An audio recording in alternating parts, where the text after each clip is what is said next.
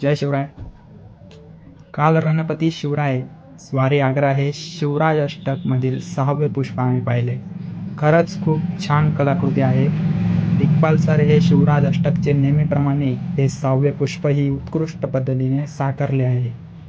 सगळ्यात आधी छत्रपती शिवाजी महाराजांची भूमिका ही कोण साकारणार यावर संपूर्ण महाराष्ट्राचे लक्ष होते आणि अभिनेते अभिजित श्वेतचंद्र यांना ही धुरा सोपवण्यात आली आणि खरंच महाराजांची ही भूमिका त्यांनी उत्तम साकारली आहे. दिग्पाल लांजेकर हे उत्तम लेखक, दिग्दर्शक आणि निर्माते तर आहेतच, पण त्याहून उत्तम नटही आहे. त्यांनी जी भूमिका साकारली आहे, गुप्तहेर खात्यामधील महत्त्वाची भूमिका, बहिर्जी नाईक ही भूमिका त्याहून चांगले कोणीही साकारू शकत नाही. अजय पुरकर सरांनी नरवे तानाजी मालुसरे यांची भूमिका काय साकारली आहे त्यावर काही शब्दच नाही. खूप छान मूवी आहे.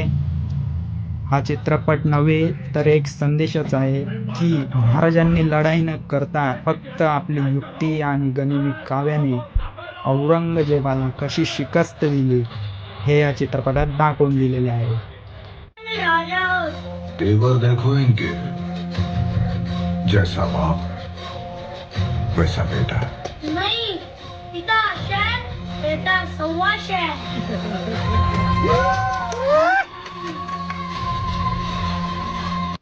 ही फक्त स्वारी नव्हे तर ठरवून केलेली स्वारी आहे. तर या चित्रपटाला तुम्ही नक्की जा. रणपती शिवराय आणि पुढील चित्रपट याच मूवीमध्ये आपल्याला सांगण्यात आलेलं आहे. दर्या भवानी हा 2027ला या मूवीचे प्रदर्शन होणार आहे. तर त्याची सुद्धा एक्साइटमेंट सगळ्यांना राहणारच. आणि शिवराज अष्टकमधील सर्व टीमला मी शुभेच्छा देतो. जय जिजाऊ, जय शिवराय.